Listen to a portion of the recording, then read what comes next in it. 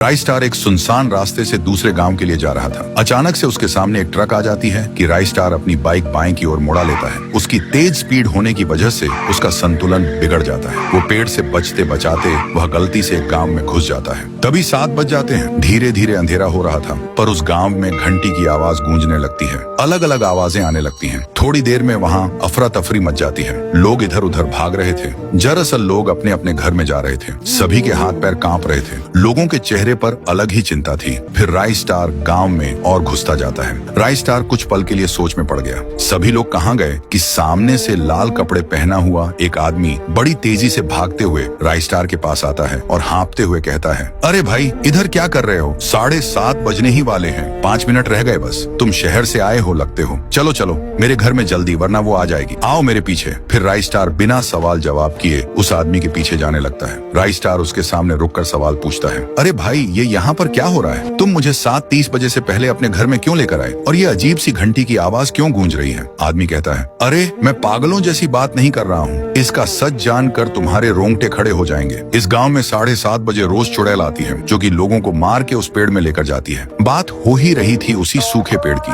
तभी अचानक से उस पेड़ में से वही चुड़ैल निकलती है जिसके बारे में वह आदमी बता रहा था। राइस्टार उस चुड़ैल को देखकर दंग रह गया। बस फिर क्या था, वह चुड़ैल दोनों को देखकर कहती है, राइस्टार, ओ राइस्टार, जरा बाहर तो आना। मैं तुम्हारी बहन जैसी हूँ ना, मुझसे डरो मत। आओ बाहर। 1 मिनट, तुम्हें मेरा नाम कैसे पता है? मैं तो तुमसे पहली बार ही मिला हूँ। अरे इसके मुंह मत लगो, इसको सारे लोगों के नाम पता है। ये खतरनाक भूतनी है। इतना कहते ही वो चुड़ैल वहाँ से तेजी से जाने लगी और वहाँ से चली गई। फिर राइस्टार सवाल पूछता है, मुझे एक बात बताओ, ये भूतनी लोगों को क्यों मारती है और यह पेड़ में आई कैसे? इस चुड़ैल में बहुत गुस्सा था। ये कब से होने लगा? फिर आदमी बोलता है, बताना तो नहीं चाहिए, पर तुम अच्छे और नेक इंसान लगते हो, करके मैं तुम्हें बता रहा हूँ। ये 15 साल पुरानी कहानी है। इस गांव में रहते थे गुड़िया और उसके पप्पा। उन्होंने गांव के प्रधान से पैसे लिए थे, बस इतना किया था। प्रधान ने गुड़िया के पप्पा को उसी सूखे पेड़ के सामने बड़ी सी चाकू से पहले उसका एक पैर को काट दिया और फिर दूसरा पैर भी काट दिया। उसके बाद अंत में उसका सिर ही धड़ से अलग कर दिया। फिर उस क्रूर प्रधान ने गुड़िया को भी नहीं बख्शा।